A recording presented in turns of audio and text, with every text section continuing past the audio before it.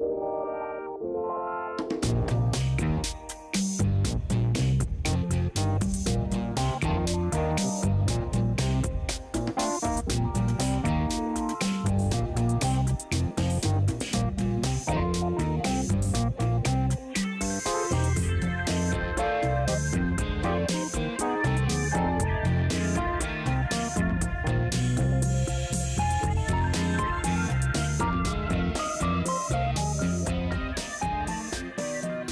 we're looking here at a New American Standard Bible from the 1970s. So this copy is actually what I would call a grandfather to the New American Standard Bible 2020 and the Legacy Standard Bible, because it's basically the edition that was out in the 1970s early on when this was a newer translation, and then they did a major update in 95, and then the NASB 95 has also had a major update, the NASB 2020, and as well as that, you have the Legacy Standard Bible, another update of the NASB 95. So that's why I call this the grandfather of the LSB and the NASB 2020. It's basically one of the earlier editions of the New American Standard Bible, and I thought you'd like to look at this. I'll also compare it to some other Bibles that really show this was a trend-setting format for this particular translation. But let's look at the cover here. You see this is a hardback, and it's really interesting because it has a little bit of a kind of a padded feel to it, I want to say. So even though it's a hardback, it's almost like there's a little bit of padding in there. And you can see it has a leather look to it. I don't think it's real leather, just some sort of what we used to call pleather, just an imitation leather material. Brown, has a very 1970s look to it.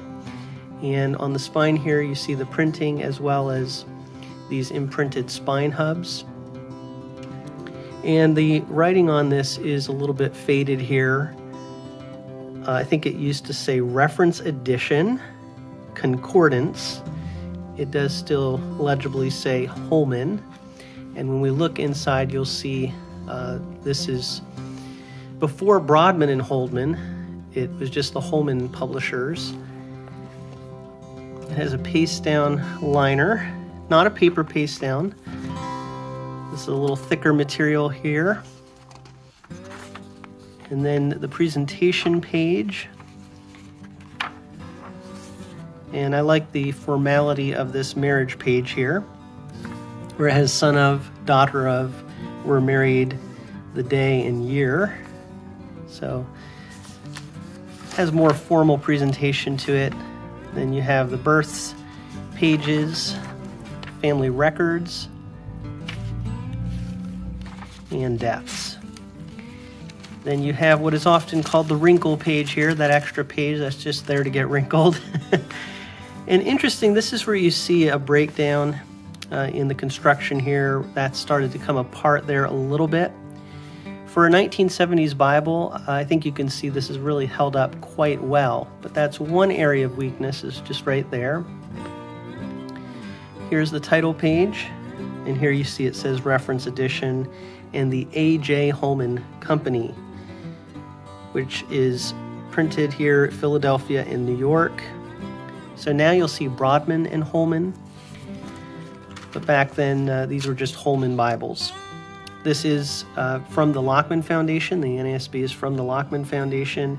And you see the copyright dates here going up to 1973. So this is actually before the 77 edition of the NASB. But I would say all throughout the 70s and 80s and into the mid-90s, they were essentially the same. It's just these early editions of the NASB. It says that the Lockman Foundation are also the producers of the Amplified translations, and this is printed in the United States of America. Here you have a foreword to the NASB.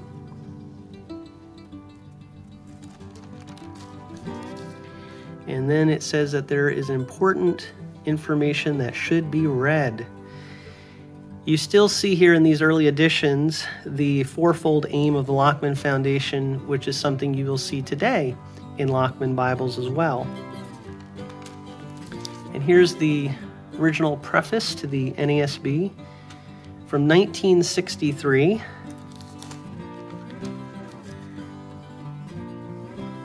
And I might do a video sometime where they talk specifically about why they don't translate YHWH in the Old Testament, the Tetragrammaton. They do not translate that as Yahweh. If you want to read that quickly, you can see what they say. But I might do a video talking about that a little bit more because of how the Legacy Standard Bible Update decided to do that. And then we get to the Old Testament title page, which says New American Standard Bible on it. This has the names and order of the books of the Old Testament. And then on the next page are the names and order of the books of the New Testament. And this is where you see that trend-setting format that I was talking about. It is a single column format for the biblical text with the references on the outside margin. The verse numbers are also very easy to spot.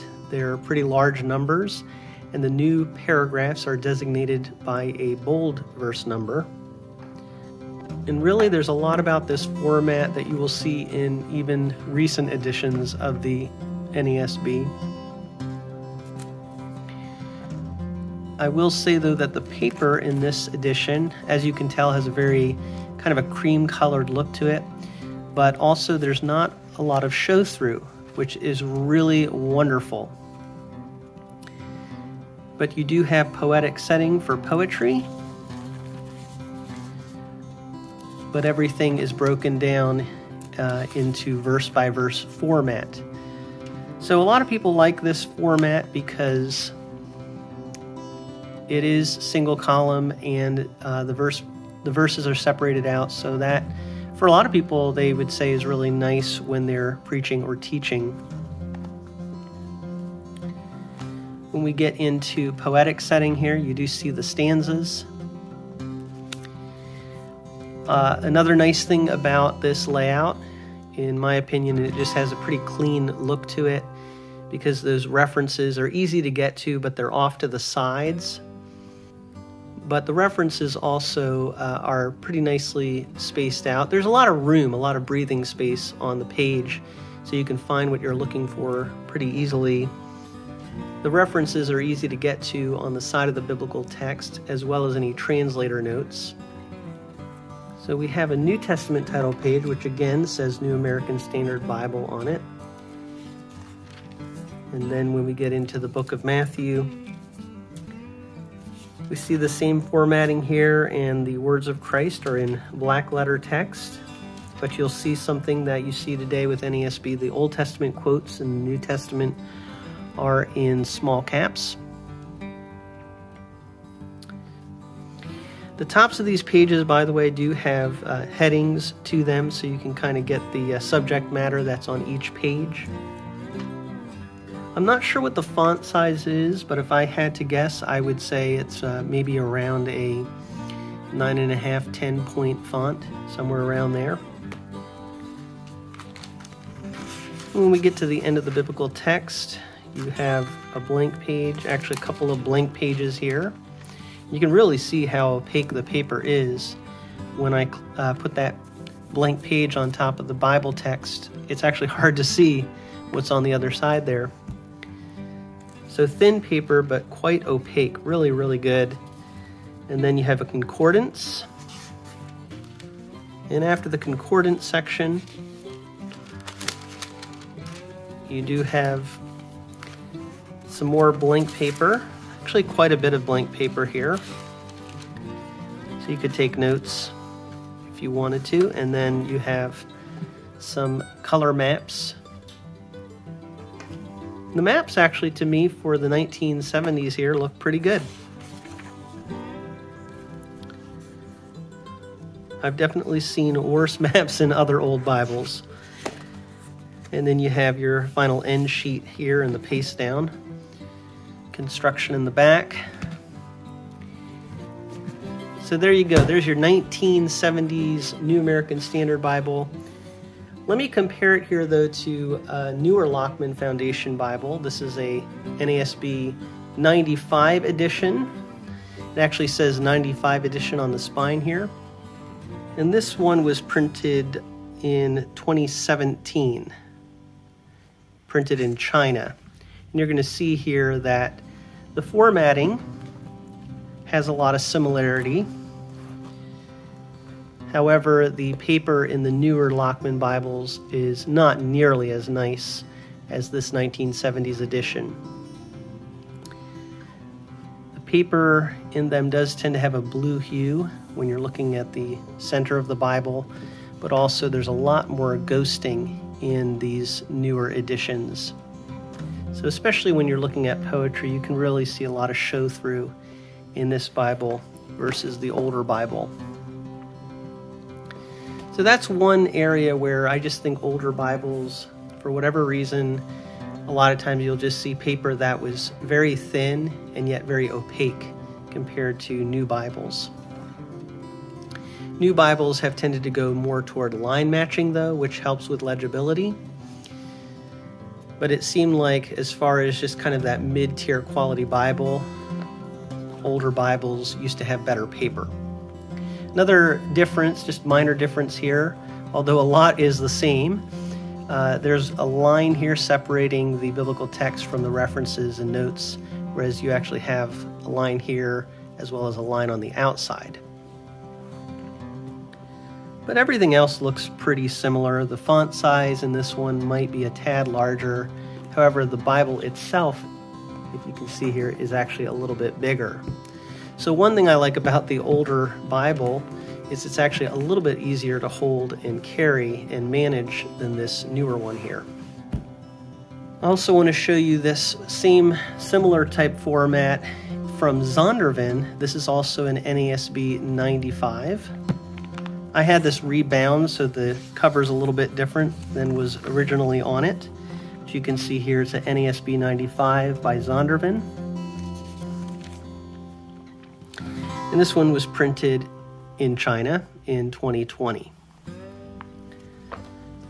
Now, I will say the paper in the Zondervan NASB Bibles here is actually very, very nice in this particular edition. So I highly recommend it for that reason. If you want something that's very readable and still has a similar format to these older Bibles with single column and references on the outside. One complaint that people do have about Zondervan NASBs is they don't always have all of the translator notes. They do have some of the translator notes. I guess it's an abbreviated set of notes. But in my opinion, the legibility of this Bible makes it worth it, and you still do have some translator notes there, as well as cross-references. So that gives you a comparison of what prose looks like in both of these Bibles. Let's look at some poetry here. So on the right here, the Zondervan has what's called their comfort print. It is obviously a nice bold font. Definitely has a different aesthetic, a different look to it than the older style there. But to me, both of them are very legible and very pleasant, very nice looking in their own way. They're just different. So I really just wanted to show you what this old Bible looks like, and also show you that a lot of newer Bibles are really mimicking the design that was originally done here when this translation first came out. But this is a Holman New American Standard Bible from the early 1970s. If you have any comments or questions about this Bible, I'd love to see that in the comment section. But thank you so much for taking a look at this Bible with me from A Frisch Perspective.